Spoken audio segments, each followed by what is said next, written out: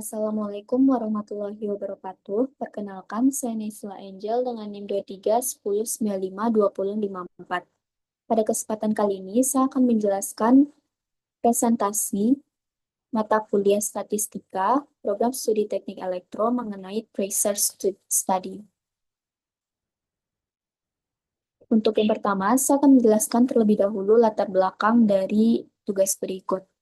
Tracer study dilakukan untuk mengetahui kondisi alumni setelah lulus seperti status pekerjaan, waktu memperoleh kerja, serta kesesuaian bidang kerja dengan pendidikan.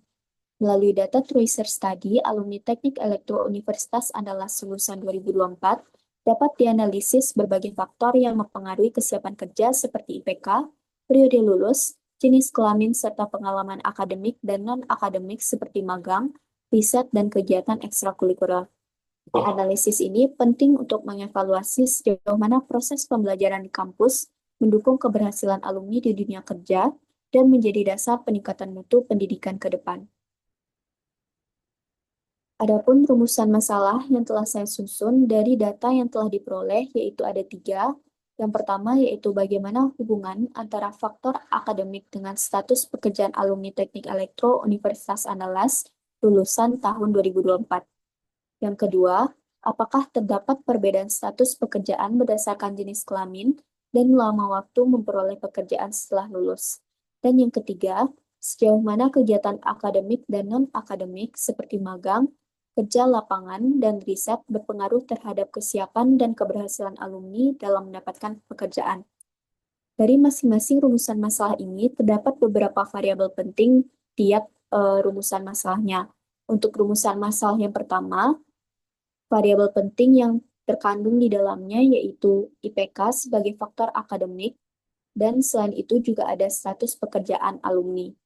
Untuk rumusan masalah yang kedua, variabel pentingnya yaitu status pekerjaan dan juga jenis kelamin serta lama waktu memperoleh pekerjaan. Dan untuk rumusan masalah yang ketiga, variabel pentingnya yaitu kegiatan akademik dan non-akademik alumni serta status pekerjaan alumni. Selanjutnya, untuk pendekatan teoritis, di sini terdapat 3. Yang pertama yaitu faktor akademik.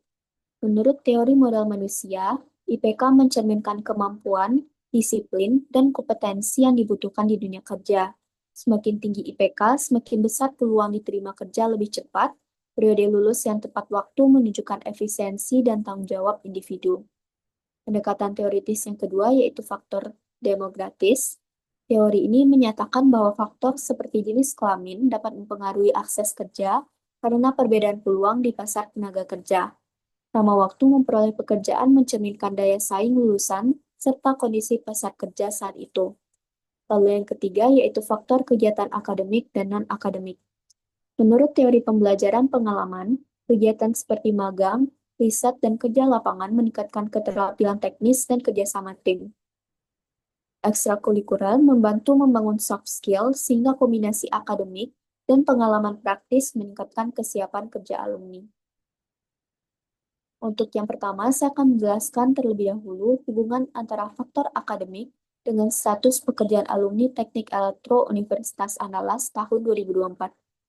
Dapat dilihat dari grafik di sebelah kiri, yaitu grafik rata-rata IPK berdasarkan status alumni, dapat dilihat terdapat kecenderungan positif antara prestasi akademik atau IPK dan status pasca lulus.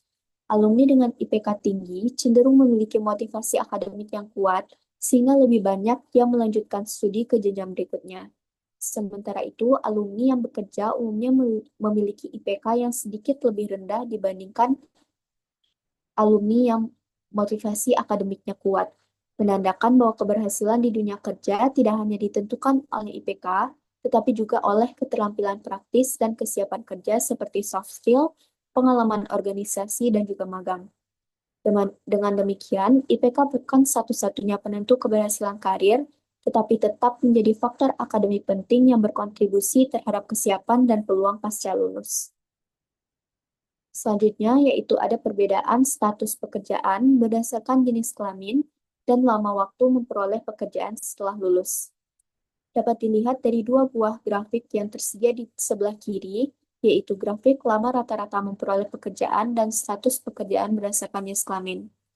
Berdasarkan hasil analisis, dapat disimpulkan bahwa alumni laki-laki lebih banyak terserap ke dunia kerja dibandingkan dengan alumni perempuan. Namun demikian, perbedaan ini tidak diikuti oleh kecepatan memperoleh pekerjaan, karena rata-rata waktu tunggu kerja antara laki-laki dan perempuan relatif sama, yaitu sekitar 5 bulan setelah lulus. Hal ini menunjukkan bahwa jenis kelamin bukan merupakan faktor utama yang menentukan seberapa cepat seorang lulusan memperoleh pekerjaan. Sebaliknya, faktor-faktor non-akademik seperti pengalaman organisasi, jejaring industri, kemampuan komunikasi, dan kesesuaian bidang minat kemungkinan memiliki pengaruh yang lebih besar terhadap peluang kerja alumni. Secara keseluruhan, rata-rata waktu tunggu sekitar 5 bulan mencerminkan bahwa proses transisi dari masa studi ke dunia kerja bagi lulusan baru Teknik Elektro Universitas Andalas tergolong cukup baik dan kompetitif. Selanjutnya yaitu pengaruh kegiatan akademik dan non-akademik terhadap kesiapan alumni dalam mendapatkan pekerjaan. Dapat dilihat dari grafik proporsi alumni bekerja, tidak bekerja, dan melanjutkan pendidikan berdasarkan tingkat kegiatan pendidikan. Secara keseluruhan, grafik ini memperkuat pandangan bahwa aktivitas pendidikan di masa kuliah memiliki pengaruh signifikan terhadap kesiapan dan keberhasilan alumni dalam memperoleh pekerjaan. Mahasiswa yang lebih aktif dalam kegiatan pembelajaran mampu mengembangkan kombinasi antara kompetensi akademik dan keterampilan interpersonal yang sangat dibutuhkan di dunia kerja modern. Hubungan ini sejalan dengan teori modal manusia yang menjelaskan bahwa investasi dalam pendidikan, termasuk partisipasi aktif dalam kegiatan belajar, akan meningkatkan kemampuan, produktivitas, dan peluang kerja individu di masa depan. Di sini saya sudah menyediakan 4 solusi yang dapat digunakan untuk kedepannya. Yang pertama yaitu penguatan kompetensi akademik dan praktis. Meningkatkan kualitas lulusan agar tidak hanya unggul secara akademik, tetapi juga siap bersaing di dunia kerja. Hal ini dapat dilihat dari hubungan antara IPK dengan status pekerjaan alumni.